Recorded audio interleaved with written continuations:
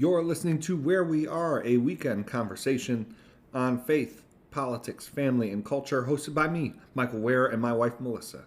We bring our wide-ranging experiences in politics, ministry, and nonprofit life to bear as we discuss the issues of the day. On this week's episode, we'll take more questions from you, the listener.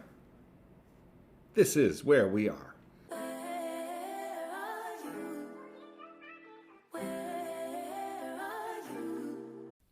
Hello, Where We Are listeners. If you're a longtime fan of this podcast or you're just joining us for the first time today, we want to tell you more about our podcast platform called Spotify for Podcasters. We've been using this platform for over a year, and it's been easy to use, and new features are added all the time. You can record and edit podcasts from your phone or computer. You don't need anything fancy, and you don't need previous podcast experience. When you hit publish, you will distribute your podcast to Spotify and everywhere else podcasts are heard.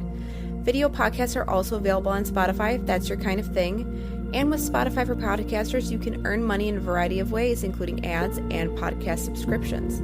But here's the thing, you can earn money, but it's a free platform. There's no catch. If you're curious or want to see what it's all about, download the Spotify for Podcasters app or go to www.spotify.com/podcasters to get started. Join me, 48 Hours correspondent Erin Moriarty, on my podcast, My Life of Crime, as I take on true crime investigations like no other. This season, I'm looking into the labyrinth of crime and secrets within families. I'm cutting straight to the evidence and talking to the people directly involved, including investigators and the families of victims. Listen to My Life of Crime with Erin Moriarty wherever you get your podcasts. This is Where We Are. We are the Wares. I'm Michael. I'm Melissa. Well, Melissa, the world really is still reeling from Hot Banana Pepper Gate.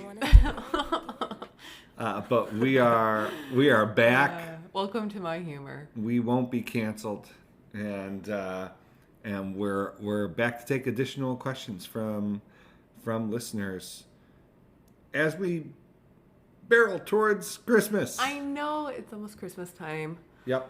Do you want to tell the good people what our tree looks like downstairs? Yeah.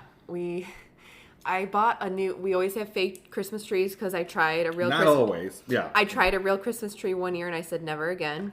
Thank you. And so now we have two Christmas trees, which feels luxurious. And so I went out and bought new lights because our old one was never pre-strung up. I bought colored lights this time because that's what Saoirse asked for, and I apparently bought one half twinkling and the other half still.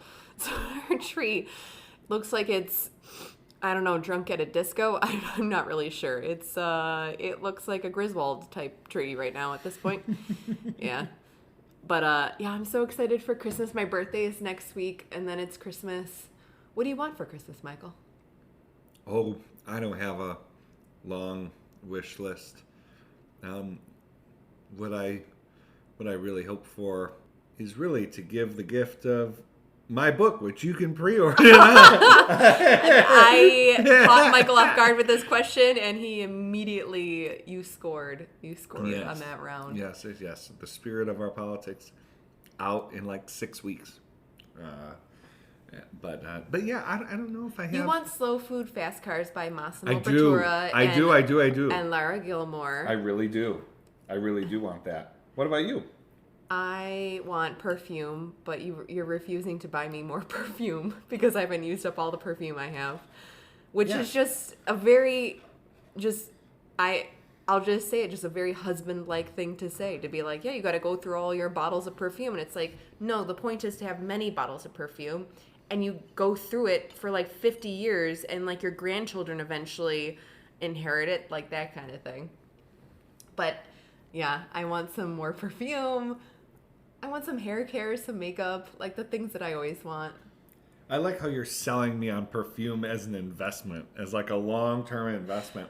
Like think of Saoirse and if Ilaria. you consider inflation, like how much this perfume would cost for our grandkids 40 years from now. Yeah, this is our generational wealth. Yeah. Yeah. No. And at least it smells nice. Yeah, that's the point. Let's get to the questions. Okay, so we are going to start off with if President Biden were to drop out, which nominee would we want personally and electorally? Obviously hypothetical. This is not going to happen. Knock on wood. I mean, true, yes. I honestly do not have like I wish this person was running kind of like, especially I have candidates I think would do well. I don't really have, to be honest, like a candidate. It's like, oh, I would love to see this person be president. Yeah. I mean, is there? I had the exact same reaction to this question, and it really told me a lot about the Democratic sort of pool right now of who comes after Biden, who will be running in 2028. I can come up with some people, especially on the electoral side of things, where like, yeah, there are pathways for them. There are ways that, they already have a base, or like they definitely would fundraise well. Like, for example, if we were to go to like the progressive side of things, I actually really like AOC. I personally really like her. I think it'd be interesting to see her run for president. Should she be running right now in 2024? I don't think so. But, for somebody interesting and exciting who I think has interesting ideas that I don't always agree with for absolute certain, I think of somebody like her. I think of that congressman in North Carolina, but again, not for 2024, but maybe for 2028, who talks directly to the camera, is young. Why am I blanking on his name? Why am I blanking on his name? Josh? No. He's running for AG now. Yes. Get out of the trenches of tedious tasks like managing order fulfillment and start growing your business with ShipStation. They'll help increase profitability by automating your workflow with their simple, easy-to-use dashboard. With it, you can pretty much do everything you need to quickly and easily. Update order information, print labels, compare rates, optimize shipments, and even set up automatic delivery notifications. And it doesn't matter where you sell. Amazon, Etsy, eBay, Shopify, ShipStation can integrate pretty much anywhere online. Another great thing about ShipStation? They can help reduce costs with industry-leading discounted rates from some of the biggest mail carriers. You might even be able to get up to 89% off USPS and UPS rates. So, make this year your most profitable one yet. Sign up for your free 30-day trial at ShipStation.com and use the code Spotify. That's ShipStation.com with the code Spotify.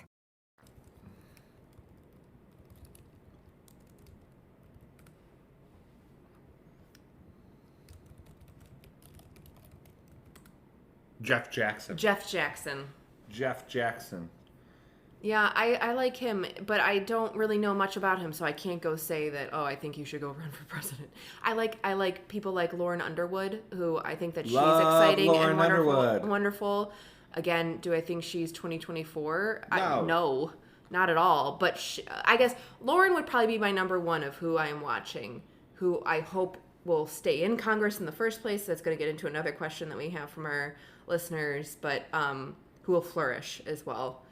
No, but personally, it's all like, am I 60% excited for this person to run, or like 65? Like that's the, that's like the ceiling at this point. Yeah. Okay, so what are our thoughts on so many leaving Congress? It's depressing. Right? Ideally, the people who are serving, especially in, the highest elected offices, would have testimonies of service and time well spent. And instead, we have this cascade of members of Congress retiring, and not just retiring like they're not saying I want to spend more time with my family. They're not. They're saying this is a waste of my time.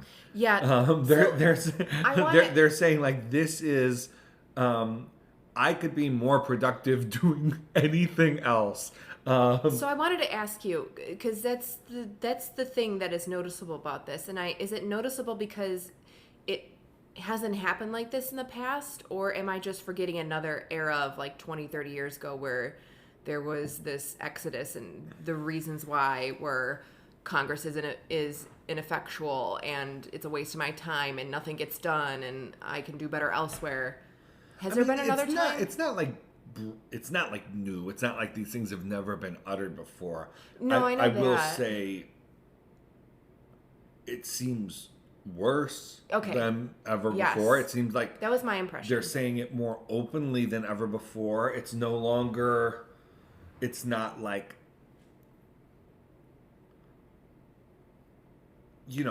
random quotes from someone who left office 3 years ago who's doing some event in DC.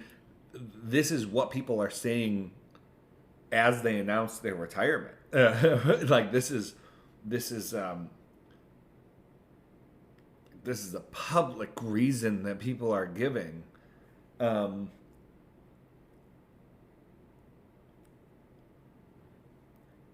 it just feeds into this cycle of politics is supposed to be about public service. Politics is supposed to be a vocation, but it's gotten to the point where even the people in the offices themselves, many of them, others I think would say I'm able to get good work done, but we're seeing record retirements now, and so many of those leaving are saying they're doing so not because it's difficult, not because, the typical thing, Melissa, would be, I have to spend too much time raising money. Like, that's not what these candidates are, that's not what these elected officials are saying. They're not saying, well, I just got tired of raising money. You're endlessly raising money. That's been like a long-standing thing. So many have said, and when I say so many, I mean, we're seeing 5, 7 quotes on the record from elected officials who are retiring, saying this kind of thing. And then, of course, there are those like Mitt Romney. Well, Mitt Romney's retiring, but there are others who are staying around who are saying, this place is a mess. So yeah, it's not good, Melissa. And I don't know. I don't know what it looks like to turn that culture around. It's so embedded. The important thing I hope folks hear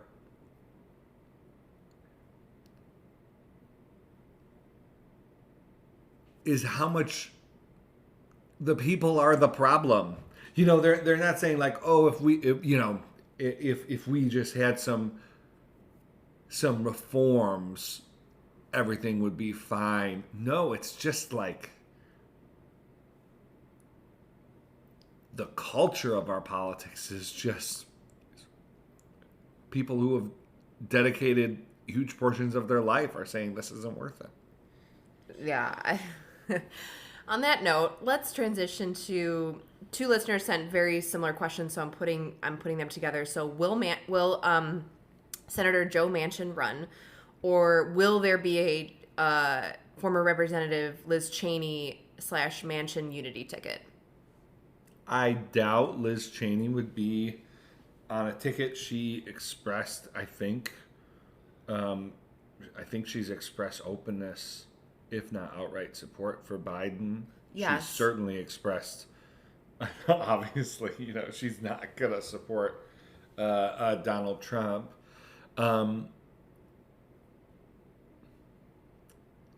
I honestly don't know about Manchin.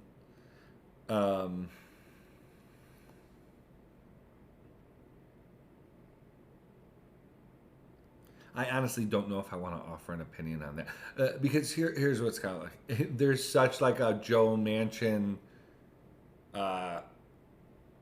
so many people dislike Joe Manchin. So many people, there's such like a narrative, which, you know, they all have egos, but that, you know, he's an egomaniac, and he takes these stands just to draw attention to himself. And so why wouldn't he run for president? This is what he does. I'm like not sure. I think he's a Democrat who's representing West Virginia, and that's why he takes a lot of the votes that he takes. And I think he's relatively old school. We don't need to go into Joe Manchin. So, yeah, if no labels jumps in, like, and actually puts a candidate forward, I think there's a strong likelihood that candidate is Joe Manchin. But people are trying, organizations, advocacy groups are trying to raise the costs of jumping in. Yes. And so it might get sort of bartered away, and we might not see anyone other than RFK, Cornel West, Jill Stein, right, jump in this race. Yeah, I agree. So what advice do you have for young Christian professionals working in policy or politics? Well, I love this question. The Center for Christianity and Public Life runs a community for young Christian political professionals. And so I'm working with them every day, and even long before this job, I have worked with young Christian political professionals, and not that long ago, I was a young Christian political professional, believe it or not.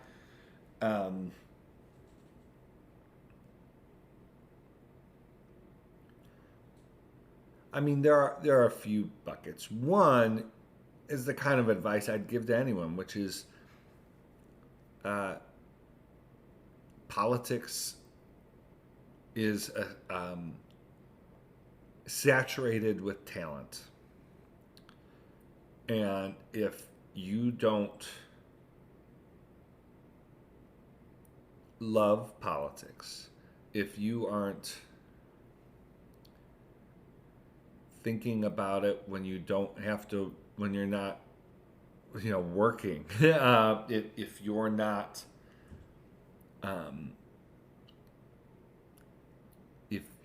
if you don't consume political information and it feeds you as opposed to draining you, generally I think you're not going to be able to separate yourself and make a productive career path for you, for yourself. And moreover, I'm not sure you would want to. Yeah, like if you don't really. When I talk to young people, I talk to them about what separates folks out is their ability to get inside the rhythms and the logics of our politics. And there's no shortcut to doing that other than focused, extended attention and study, both of the theory and the sort of the academic side, but also just reading the news, watching how news makers operate. I recommend political biographies to young professionals I work with. Anything you can do to sort of get inside the logic of our politics is just going to be vital. For Christians specifically, yes, you need to. I wouldn't go into politics in a half-hearted sort of way. And most of the Christians I meet, that's not their problem. Their problem is this over-determination, this over-identification of their political goals with their faith itself. And that is a sure course to disenchantment, to burnout, to, in many cases, a crisis of faith. And so that is specific and important advice, which is don't wait. You don't want to find yourself having spent 25 years of your career placing undue moral and religious burdens on people because you got sucked into a particular slice of a political Christianity and you mistook that for being the article itself. So yeah.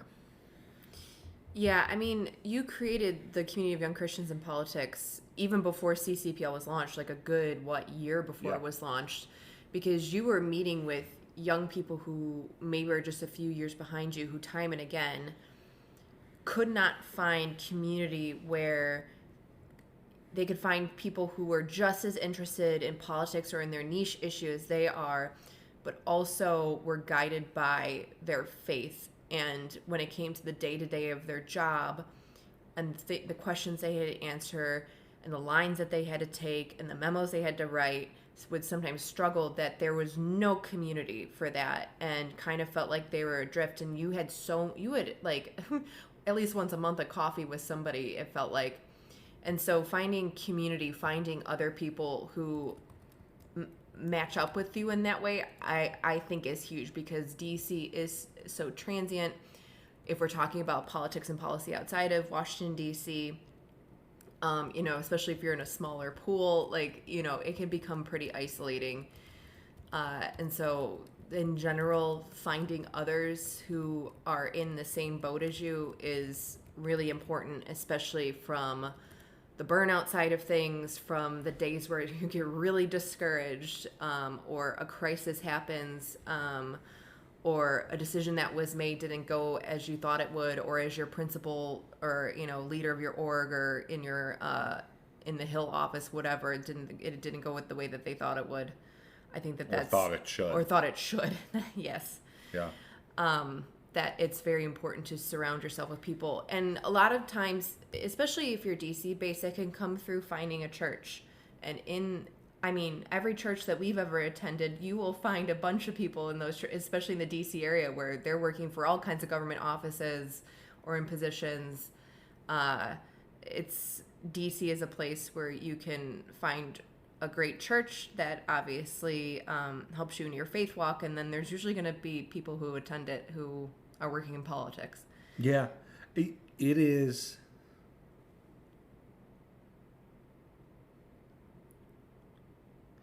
What happens is that these Christians come to DC or go to their state capital, they find community at work and then through work, outside of work, like social, that affirms them in their politics but does not get their faith.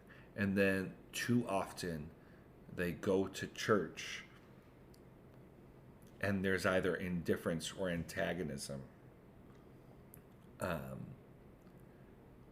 And so they're getting affirmation and a sense of purpose from their political community.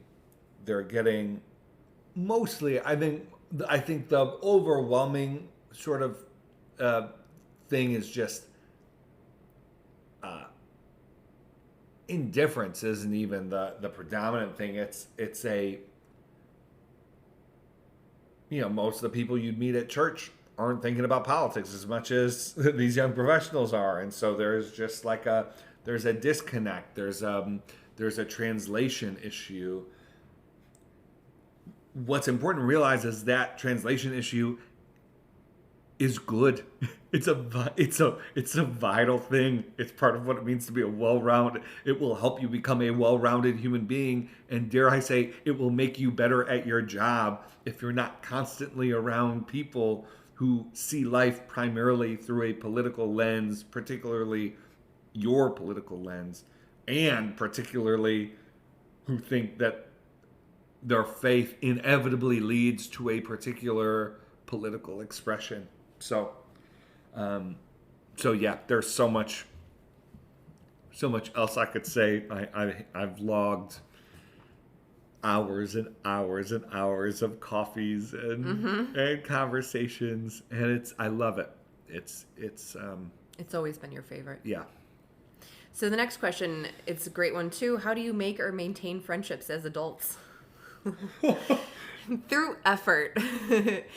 I have found that this is speaking specifically to my personality, but I know a lot of people will identify with this, is that because I'm the type of person who isn't vocal with my wants and my needs, I'm very insular in that way. I have learned that with friendships as an adult, that if you like someone and you like being around them, you like their company, you like hanging out with them, you like going to concerts with them, I have found that it's really helpful to tell that person point blank, I really like hanging out with you, especially if this is at the beginning of like a burgeoning friendship, because we all know that starting to make friends is like the most difficult part. And I've also now been very vocal, especially if I get into like a networking situation and I really hit it off with somebody, I say, I'm available to hang out, and that's actually a real offer. That's not a fake DC type offer where I'm actually just saying it for a pleasantry. Like, I actually mean that. I think you're really fun and interesting and cool. It's almost like dating in some ways. So I've learned to be very vocal, to affirm my friends as well, because I'm usually the type of person who shows love through acts of service, because I like acts of service being brought back to me. And I've learned that for a lot of people, they need to be verbally told, I really like you, I want to hang out more, or I really miss you, can we somehow make this work? And then I think something that's a bit more systemic to answering this question is, how busy are you and how much is busyness running your life? Because I have found that in the last few years, ever since having kids, I decided I am not going to be ruled by busyness anymore, because then that busyness will really sort of bubble over into my job as being a mom to our 2 toddlers. And I found that on the friendship side of thing, it's really helped, because then when somebody says, oh, I'm going here today, sometimes I can say, if you don't mind if I bring my kids, like, I'll come hang out with you. Where I'm able to sort of just show up on a whim to people's houses if I need to, or drop something off because somebody, something happens with a friend. I have found that busyness is also one of the biggest,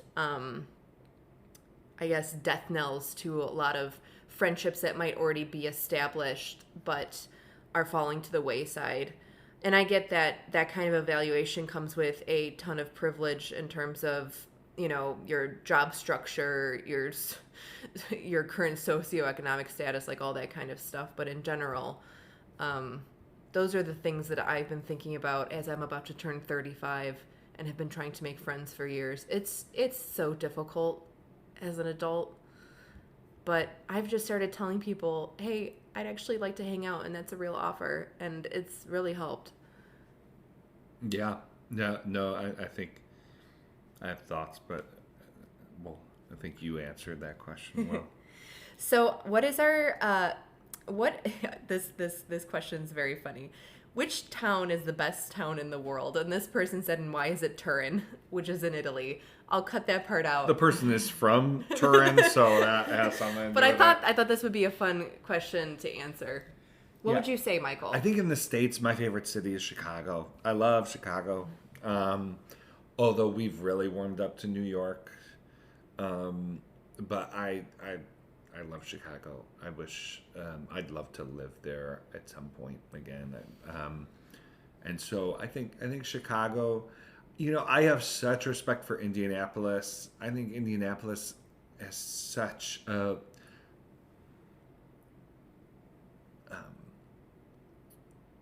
there's such a it is one of the most healthy cities civically that I'm familiar with. And so I think highly of Indianapolis. We love Buffalo. So those are the state in the U.S.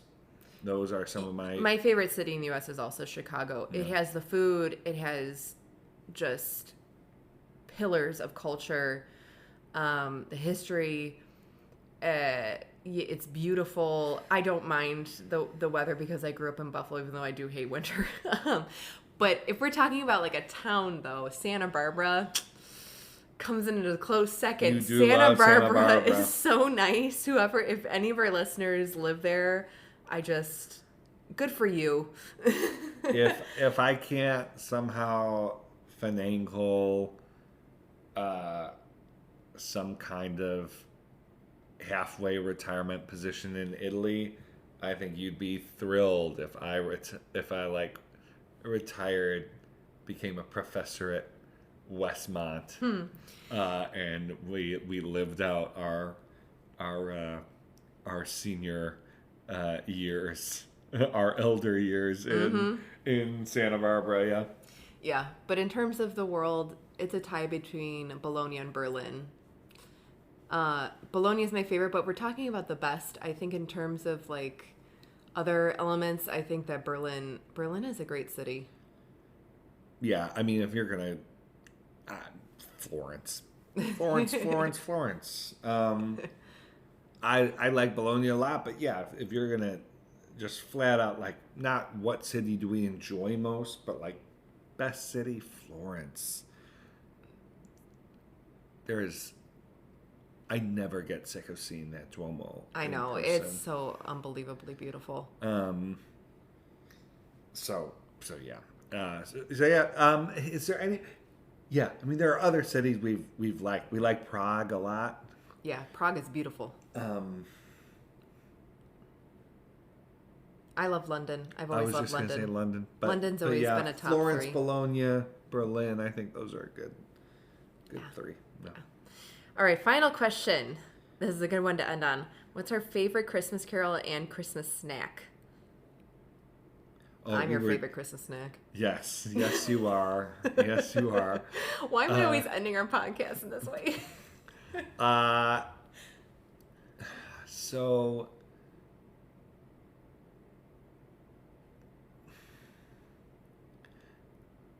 I mean, Christmas Carol is such an interesting. Yeah, it's specifically Carol. Yeah, I mean, I love Have Yourself a Merry Little Christmas, but that I don't think qualifies as a Christmas Carol. Oh Holy Night. Yeah. Yeah, that's my second favorite. My favorite is Carol of the Bells. Okay. I loved singing that one. Yeah. Because I like how fast it is. Yep. And it kind of sounds a little bit eerie. Yeah. No. Yeah, for sure. And then what was the other part of that? Our favorite is Christmas snack. I'm not a big... Really? Yeah. I love Jingles cookies, Keebler's Jingles cookies with like the anise flavor. I was obsessed with those growing up. The Little Debbie Christmas trees. I just bought Melissa. I just bought 2 boxes yesterday. Okay. We did this we answered this question for That Sounds Fun Network. Yes. And mulled wine, and not even. I mean, sometimes. I mean, especially if it's like, I mean, it's Christmas. It's cold out, warms you up, but I just love the smell. I love the smell in the house. Last year or 2 years ago, I made mulled wine and never drank it. Like I just realized, you like asked me like what is going on here, and I'm like, oh, like I made it. I think I meant to drink it. But then I just was so happy about how it smelled in the house that I totally forgot. Yeah. The one last thing that I have to say, because you're gonna laugh at this, but always on a plate of Italian cookies or really Christmas cookies that you gift one another in Buffalo, they always used to have the peanut butter blossoms on them, aka the peanut butter cookie with the chocolate kiss in the middle. Yeah. I love those. Great. That's a great Christmas snack too. Yeah. When I see those cookies, I immediately think of Christmas, childhood, the whole thing. Yeah. Well, dear, you are indeed my favorite Christmas snack, if I was going to be honest. Right. And as always, thank you to our listeners. You've been listening to Where We Are. Bye.